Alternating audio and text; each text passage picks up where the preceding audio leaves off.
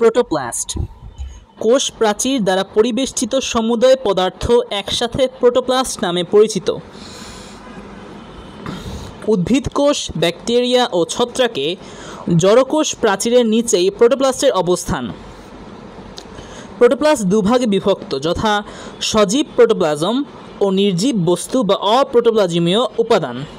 নিম্নে এদের বর্ণনা দেওয়া হলো। কোষীয় বিপাক ক্রিয়ার সৃষ্ট বহু নির্জীব বস্তু কোষের সাইটোপ্লাজমে এবং কোষ গহ্বরে জমা হয়। এদেরকে কোষস্থ নির্জীব বস্তু বলা হয়। নির্জীব বস্তুগুলো দ্রবীভূত অবস্থায় ক্রিস্টাল হিসাবে, ফোঁটা বা দানাদার বস্তু হিসাবে অবস্থান করতে পারে। নির্জীব বস্তুগুলোকে প্রধান তিনটি ভাগে ভাগ করা যায়, যথা সঞ্চিত খাদ্য, নিঃসৃত পদার্থ ও বর্জ্য পদার্থ। প্রোটোপ্লাজম কোষের অভ্যন্তরে অর্ধস্বচ্ছ, আঠালো এবং জেলির ন্যায় অর্ধতরল কলয়েড ধর্মী সজীব পদার্থকে প্রোটোপ্লাজম বলে। 1835 খ্রিস্টাব্দে ফরাসি কোষবিদ ফিলিক্স ডুজার্ডেন কোষের মধ্যে জেলির মতো থকথকে পদার্থকে সারকোড নামে অভিহিত করে। প্রোটোপ্লাজম শব্দটি 1840 খ্রিস্টাব্দে বিজ্ঞানী পারকিনজে সর্বপ্রথম ব্যবহার করেন। গ্রিক প্রোটো ইকুয়ালস টু আদি প্লাস প্লাজমা ইকুয়ালস টু সংগঠন অর্থাৎ আদি বস্তু। বিজ্ঞানী হাক্সলে এর মতে প্রোটোপ্লাজম হচ্ছে জীবনের ভৌত ভিত্তি, কারণ প্রোটোপ্লাজমই কোষের তথা দেহের সকল মৌলিক জৈবিক কার্যাদি সম্পন্ন করে থাকে।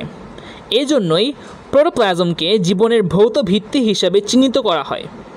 এতে 70% থেকে 90% পানি থাকে। এ থেকেই বোঝা যায় কেন পানির অপর নাম জীবন। পানিকে ফ্লুইড অফ লাইফ বলা হয়, কারণ কোষের শারীরবৃত্তীয় প্রক্রিয়াসমূহ পানির উপস্থিতি ছাড়া সুসম্পন্ন হয় না। পানির অভাবে প্রোটোপ্লাজম শুকিয়ে কোষ মারা যেতে পারে। এছাড়া উদ্ভিদের ক্ষেত্রে বীজের অঙ্কুরোদ্গমের জন্য পানির প্রয়োজন। প্রোটোপ্লাজমের ভৌত বৈশিষ্ট্য ফিজিক্যাল প্রপার্টিজ। নাম্বার 1, প্রোটোপ্লাজম অর্ধস্বচ্ছ, বর্ণহীন, জেলির ন্যায় অর্ধতরল আঠালো পদার্থ। এটি দানাদার ও কলয়েড ধর্মী।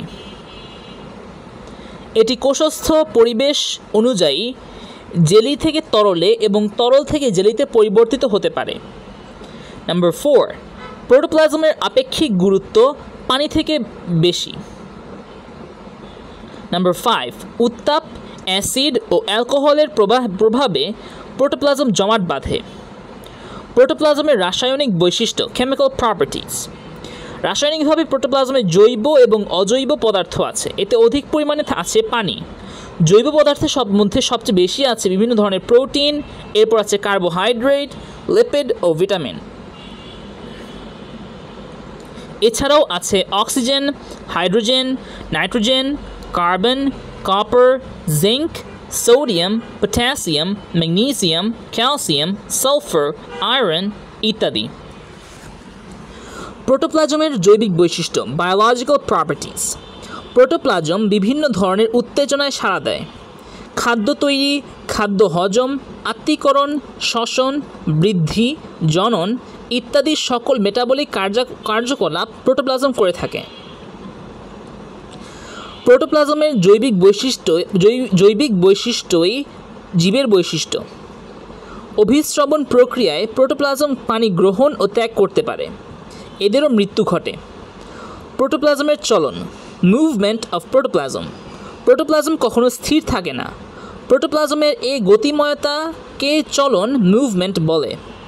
কোষ প্রাচীর যুক্ত ও কোষ প্রাচীর বিহীন প্রোটোপ্লাজমের ভেতরে চলনে ভিন্নতা দেখা যায়। কোষ প্রাচীরযুক্ত প্রোটোপ্লাজমে জলস্রোতের মতো যে চলন দেখা যায় তাকে আবর্তন বা সাইক্লোসিস বলে। আবর্তন আবার দু ধরনের হয়ে থাকে, একমুখী আবর্তন বা রোটেশন। যে চলনে প্রোটোপ্লাজম একটি গহ্বরকে কেন্দ্র করে কোষ প্রাচীরের পাশ দিয়ে নির্দিষ্ট পথে একদিকে ঘুরতে থাকে তাকে একমুখী আবর্তন বা রোটেশন বলে। যেমন পাতা ঝাঁঝির কোষস্থ প্রোটোপ্লাজমের চলন। পাতা ঝাঁঝি এক ধরনের অ্যালজি বা শৈবাল। বহুমুখী আবর্তন, যে চলনে প্রোটোপ্লাজম কতগুলো গহ্বরকে কেন্দ্র করে অনিয়মিতভাবে বিভিন্ন দিকে ঘুরতে থাকে তাকে বহুমুখী আবর্তন বা সার্কুলেশন বলে। যেমন ট্র্যাডিসক্যান্টিয়ার কোষস্থ প্রোটোপ্লাজমের চলন। ট্র্যাডিসক্যান্টিয়া এর ইংলিশ হলো স্পাইডার ওয়ার্ট। প্রোটোপ্লাজমের প্রধান অংশসমূহ: নাম্বার 1 প্লাজমা মেমব্রেন বা কোষ ঝিল্লি, নাম্বার 2 সাইটোপ্লাজম এবং নাম্বার 3 নিউক্লিয়াস। এই তিনটি হলো প্রোটোপ্লাজমের প্রধান অংশ। 1.2 প্লাজমা মেমব্রেন বা কোষ ঝিল্লি, প্লাজমা মেমব্রেন ও সেল মেমব্রেন। কোষ প্রাচীরের ঠিক নিচে সমস্ত প্রোটোপ্লাজমকে ঘিরে একটি সজীব ঝিল্লি থাকে। এই ঝিল্লিকে প্লাজমা মেমব্রেন বা কোষ ঝিল্লি বলে। অন্যভাবে প্রতিটি সজীব কোষের প্রোটোপ্লাজম যে সূক্ষ্ম স্থিতিস্থাপক বৈষম্যভেদ্য লিপোপ্রোটিন দ্বারা গঠিত সজীব দ্বিস্তরী ঝিল্লি দিয়ে আবৃত থাকে তাকে প্লাজমা মেমব্রেন বা কোষ ঝিল্লি বলে। একে প্লাজমোলেমা, সাইটোমেমব্রেন এসব নামে অভিহিত করা হয়। কার্ল নাগেলি অ্যান্ড ক্র্যামার 1855 সর্বপ্রথম এই ঝিল্লিকে প্লাজমা মেমব্রেন নামকরণ করেন, তবে বর্তমানে অনেকেই একে বায়োমেমব্রেন বলতে চান। J.Q. Flower 1931 প্লাজমোলেমা শব্দটি ব্যবহার করেন। ঝিল্লিটি স্থানে স্থানে ভাঁজ বিশিষ্ট হতে পারে। প্রতিটি ভাঁজকে মাইক্রোভিলাস, বহুবচনে মাইক্রোভিলাই বলে। কোষাভ্যন্তরে অধিক প্রবিষ্ট মাইক্রোভিলাসকে বলা হয় পিনোসাইটিক ফোসকা। প্রাণীকোষে এসব ভালো দেখা যায়। ভৌত গঠন বা ফিজিক্যাল স্ট্রাকচার। কোষ ঝিল্লির ভৌত গঠন ব্যাখ্যা করতে গিয়ে ড্যানিয়েলি ও ড্যাভসন 1935 সর্বপ্রথম একটি সুনির্দিষ্ট মডেল প্রস্তাব করেন। একে স্যান্ডউইচ মডেল বলে, অথবা এটি স্যান্ডউইচ মডেল নামে পরিচিত। তাদের মতে ঝিল্লিটি দ্বিস্তর বিশিষ্ট এবং প্রতি স্তরে প্রোটিন মনোমলিকুলার এবং লিপিড বায়োমলিকুলার উপস্তর আছে। দ্বিস্তর বিশিষ্ট ঝিল্লির ওপরে এবং নিচে প্রোটিন স্তর এবং মাঝখানে লিপিড স্তর অবস্থিত।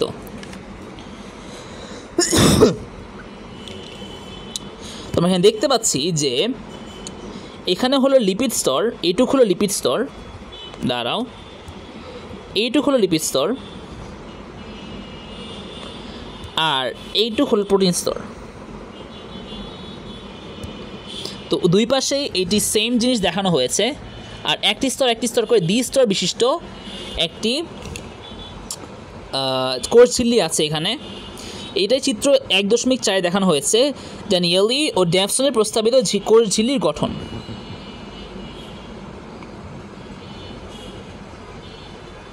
আচ্ছা, এখানে আমরা একটু ওটার ব্যাখ্যা জানতে পারছি যে ফসফেট হেড আছে। একটু যদি আমি এখানে ইউজ করি, ফসফেট হেড আছে, এগুলো ফসফেট হেড। আর এটা হলো ফ্যাটি অ্যাসিড টেল, এগুলো হলো ফ্যাটি অ্যাসিড টেল।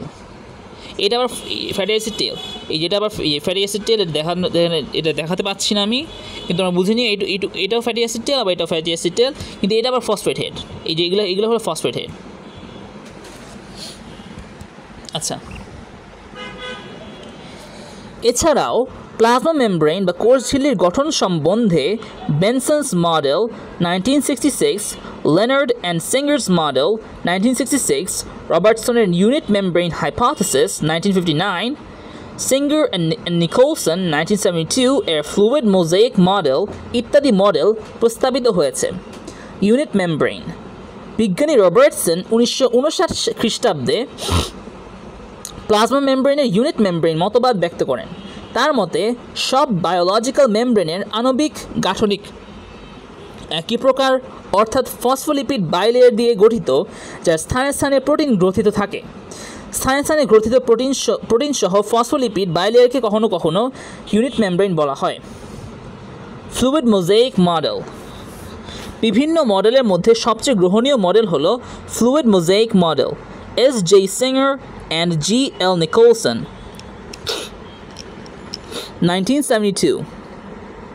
প্লাজমা মেমব্রেনের গঠন সংক্রান্ত ব্যাখ্যাদান প্রসঙ্গে 1972 খ্রিস্টাব্দে S.J. Singer এবং G.L. Nicholson কর্তৃক প্রবর্তিত মডেলকে ফ্লুইড মোজাইক মডেল বলা হয়। এই মডেল অনুযায়ী কোষ ঝিল্লি দ্বিস্তর বিশিষ্ট, প্রতিটি স্তর ফসফোলিপিড দিয়ে গঠিত, চিত্র 1.6 উভয় স্তরের হাইড্রোকার্বন লেজটি সামনাসামনি মুখোমুখি থাকে এবং পানিগ্রাহী হাইড্রোফিলিক মেরু অংশ বিপরীত দিকে থাকে। ঝিল্লির প্রোটিন অণুগুলো ফসফোলিপিড স্তরে এখানে সেখানে বিক্ষিপ্ত অবস্থায় থাকে। কার্বোহাইড্রেট এবং অন্যান্য উপাদানও ফসফোলিপিডের মাধ্যমে এখানে সেখানে মিশে থাকতে পারে। লিপিড অণুর মধ্যে প্রোটিন এরূপ বিন্যাসকে সিঙ্গার ও নিকোলসন সমুদ্রতলের ভাসমান হিমশৈল আইসবার্গ এর সাথে তুলনা করেছেন। সদৃশগত কারণে এই মডেলকে আইসবার্গ মডেলও বলা হয়। ফ্লুইড মোজাইক মডেল অনুযায়ী কোষ ঝিল্লির গাঠনিক উপাদান নিম্নরূপ: ক ফসফোলিপিড বাইলেয়ার, এটি 2 স্তর বিশিষ্ট এবং ফসফোলিপিড অণু দিয়ে গঠিত। প্রতিটি ফসফোলিপিডকে এক অণু গ্লিসারল প্রতিটি ফসফোলিপিডে এক অণু গ্লিসারল থাকে এবং গ্লিসারলের সাথে 2টি নন পোলার ফ্যাটি অ্যাসিড লেজ বা টেল থাকে এবং একটি পোলার ফসফেট মাথা বা হেড থাকে। ফসফেট হেড ও ফ্যাটি অ্যাসিড লেজের সাথে মাঝে গ্লিসারল থাকে। বেসিক্যালি গঠনটা অনেকটা এরকম। প্রথমে থাকে ফ্যাটি অ্যাসিড হেড, এখানে থাকে গ্লিসারল, এখানে দাঁড়াও আমি আবার আঁকি ফ্যাটি অ্যাসিড টেলটা, হেডটা একটু দাঁড়াও, হ্যাঁ, এটি হলো ফ্যাটি অ্যাসিড হেড, এটি হলো তোমার গ্লিসারল, আর এই যে এটি হলো তোমার, আমি বলছি এটি হলো ফসফেট হেড, এটা হলো গ্লিসারল, আর এটা হলো ফ্যাটি অ্যাসিড টেল, এটাই। আচ্ছা,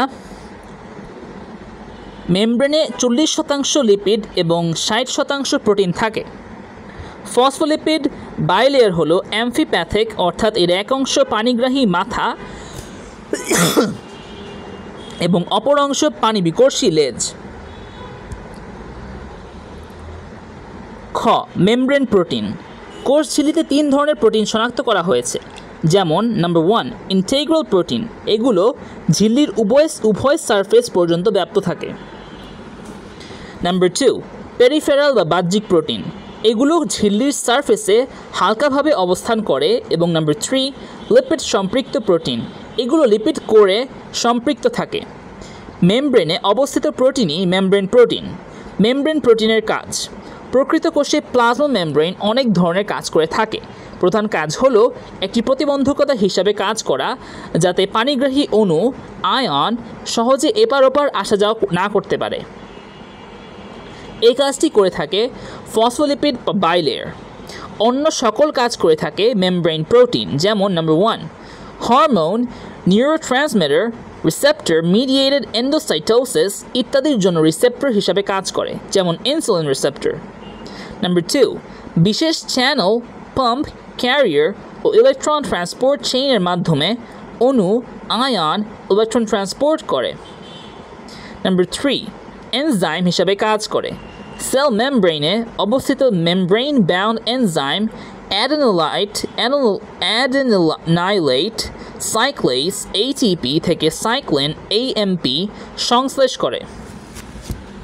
টিস্যু এবং অঙ্গের কোষ গ্রুপের সাথে শক্তভাবে ধরে থাকে, অর্থাৎ কোষের সাথে কোষের সংযুক্তি রক্ষা করে। কতক প্রোটিন সাইটোস্কেলেটনের সাথে সংযুক্ত হয়ে স্থির অবস্থায় থাকে। নাম্বার গ গ্লাইকোক্যালিক্স, এটি ঝিল্লির ওপর একটি চিনির স্তর বিশেষ। এখানে চিনি বলতে আমরা যে রেগুলার চিনি খাই, সুক্রোজ, C12H22O11, সেটি না, বরং এই চিনি হচ্ছে শর্করা, পলিস্যাকারাইড।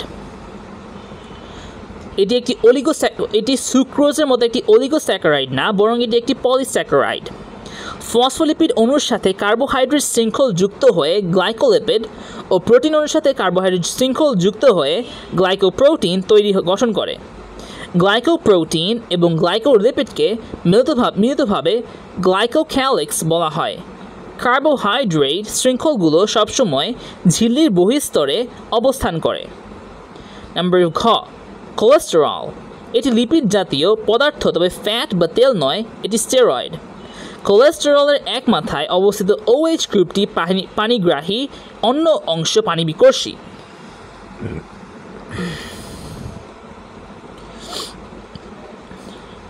ফসফোলিপিড অণুর ফাঁকে ফাঁকে এগুলো অবস্থান করে। প্রাণী কোষের ঝিল্লিতে এটি অপেক্ষাকৃত বেশি থাকে। সেল সারফেসেসে ভেদ্যতা, পারমিয়েবিলিটি ও এনজাইমের কার্যকারিতা পরিবর্তনশীল হতে দেখা যায়। এতে বোঝা যায় সারফেস এলাকা এবং এর উপাদান উভয়ই পরিবর্তনযোগ্য। ফ্লুইড মোজাইক মডেল অনুযায়ী এসব পরিবর্তনশীলতা ঘটা সম্ভব। এই মডেল অনুযায়ী প্রোটিন এবং গঠন উপাদানসমূহকে ফিক্সড স্থির ধরা হয় না, বরং মনে করা হয় ফসফোলিপিডে ভেসে থাকে। ফলে বস্তুর একটি মোজাইক তৈরি হয়। প্রোটিনসমূহ আংশিক প্রাণীগ্রাহী হাইড্রোফিলিক যখন ঝিল্লির সারফেসে থাকে এবং আংশিক পানি বিরোধী হাইড্রোফোবিক যখন লিপিডের সাথে মিশ্রিত অবস্থায় মেঝের দিকে হতে পারে। এই মডেল কোষ ঝিল্লির কার্বোহাইড্রেট এবং প্রোটিন থেকে উৎপন্ন অন্য দ্রব্যাদির প্রোটিন ডেরিভেটিভস উপস্থিতি সমর্থন করে।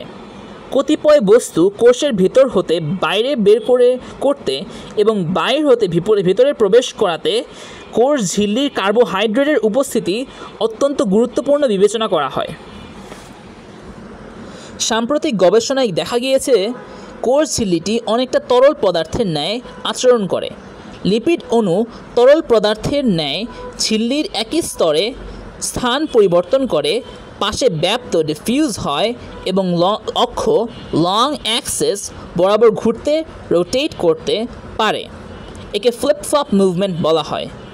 এই তথ্যগুলো ফ্লুইড মোজাইক মডেলকে বিশেষভাবে সমর্থন করে।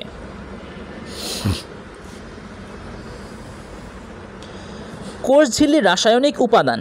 কোষ ঝিল্লিতে থাকে প্রোটিন 60 to 80%, লিপিড 20 to 40% এবং কোনো ক্ষেত্রে পলিস্যাকারাইডস 4 to 5%। প্রোটিন গাঠনিক উপাদান হিসাবে অর্থাৎ স্ট্রাকচারাল উপাদান হিসাবে, এনজাইম হিসাবে এবং বাহক প্রোটিন অর্থাৎ ক্যারিয়ার প্রোটিন হিসাবে থাকে। এদের গঠন ও পরিমাণগত পার্থক্য থাকতে পারে। নাম্বার 3, কোষ ঝিল্লির মোট শুষ্ক ওজনের প্রায় 75 ভাগই লিপিড। লিপিড প্রধানত ফসফোলিপিড হিসাবে থাকে। ইতিমধ্যে 5 প্রকার ফসফোলিপিড শনাক্ত করা হয়েছে। সবচেয়ে সরল ফসফোলিপিড হল ফসফোটাইডিক অ্যাসিড এবং অন্য 4টি জটিল প্রকৃতির কমপ্লেক্স। জটিল ফসফোলিপিডের মধ্যে লেসিথিন প্রধান। ঝিল্লিস্থ ফসফোলিপিডের অর্ধেকের বেশি থাকে লেসিথিন। কোনো ক্ষেত্রে RNA পেঁয়াজের কোষে থাকতে পারে। কোষ ঝিল্লির কাজ। নাম্বার 1, এটি কোষীয় সব বস্তুকে ঘিরে রাখে। নাম্বার 2, বাইরের প্রতিকূল অবস্থা হতে অভ্যন্তরীণ বস্তুকে রক্ষা করে। নাম্বার 3, কোষ ঝিল্লির মধ্য দিয়ে বস্তুর স্থানান্তর, ব্যাপন নিয়ন্ত্রণ ও সমন্বয় কন্ট্রোল অ্যান্ড কোঅর্ডিনেট হয়। নাম্বার 4, ঝিল্লিটি একটি কাঠামো হিসাবে কাজ করে যাতে বিশেষ এনজাইম এতে বিন্যস্ত থাকতে পারে। নাম্বার 5, ভেতরে থেকে বাইরে এবং বাইরে থেকে ভেতরে বস্তু স্থানান্তর করে। নাম্বার 6, বিভিন্ন বৃহদাণু অর্থাৎ ম্যাক্রোমলিকিউল সংশ্লেষ করতে পারে। নাম্বার 7, বিভিন্ন রকম তথ্যের ভিত্তি অর্থাৎ ইনফরমেশন সোর্স হিসাবে কাজ করে। নাম্বার 8, পারস্পরিক বন্ধন, বৃদ্ধি ও চলন ইত্যাদির কাজেও এর ভূমিকা আছে। নাম্বার 9, ফ্যাগোসাইটোসিস প্রক্রিয়ায় কঠিন ও পিনোসাইটোসিস প্রক্রিয়ায় তরল বস্তু গ্রহণ করে। নাম্বার 10, এনজাইম ও অ্যান্টিজেন ক্ষরণ করে। নাম্বার 11, কোষের বাইরে থেকে নিউরোট্রান্সমিটার, হরমোন ইত্যাদি রূপে তথ্য সংগ্রহ করে। নাম্বার 12, স্নায়ু উদ্দীপনা সংবহন করে। নাম্বার 13, ব্যাকটেরিয়ার কোষ ঝিল্লি ভাঁজ হয়ে মেসোজোম সৃষ্টি করে যা শক্তি উৎপাদন করে। নাম্বার 14, গ্লাইকোক্যালিক্স কোষের শনাক্তকারী রেকগনাইজার হিসাবে কাজ করে। কোষ ঝিল্লির বিভিন্ন অবস্থা এটি মেডিকেল অ্যাডমিশন টেস্ট 2011 to 2012 এ আসেছিল। নাম্বার 1, মাইক্রোভিলাই অন্ত্রের এপিথেলিয়াম কোষের মুক্ত প্রান্তের কোষ ঝিল্লি অন্তর্গহ্বরে অসংখ্য ক্ষুদ্রাকৃতি অভিক্ষেপ তৈরি করে। মাইক্রোভিলাই নামে পরিচিত এই অভিক্ষেপগুলি গুলোর সংখ্যা প্রতি কোষে 3000 পর্যন্ত হতে পারে। মাইক্রোভিলাইয়ের কাজ হলো কোষের শোষণ অঞ্চলের আয়তন বৃদ্ধি করা। নাম্বার 2, ডেসমোজোমস। কোষ ঝিল্লির কোনো স্থানে টনোফাইব্রিল নামক অসংখ্য ফিলামেন্টযুক্ত বৃত্তাকার অঞ্চল দেখা যায়। টোনোফাইব্রিল সহ ওই বৃত্তাকার অঞ্চলকে ডেসমোজোম বলে। Phagocytic vesicle. কঠিন খাদ্যকণাকে আবৃত করে যে গহ্বর সৃষ্টি করে তাকে ফ্যাগোসাইটিক ভেসিকল এবং এই প্রক্রিয়াটাকে ফ্যাগোসাইটোসিস বলে। Number 4, pinocytic vesicle. কোষ ঝিল্লির কোনো স্থানে ফাটল সৃষ্টি হলে উক্ত ফাটল স্থান দিয়ে পানি বা অন্য কোনো তরল পদার্থ গড়িয়ে কোষাভ্যন্তরে প্রবেশ করে পিনোসাইটিক ভেসিকল সৃষ্টি করে এবং এই প্রক্রিয়াকে পিনোসাইটোসিস বলে। কোষ প্রাচীর ও কোষ ঝিল্লির মধ্যে পার্থক্যের বিষয়। নাম্বার 1, সজীবতা। কোষ প্রাচীর নির্জীব তথা জড়।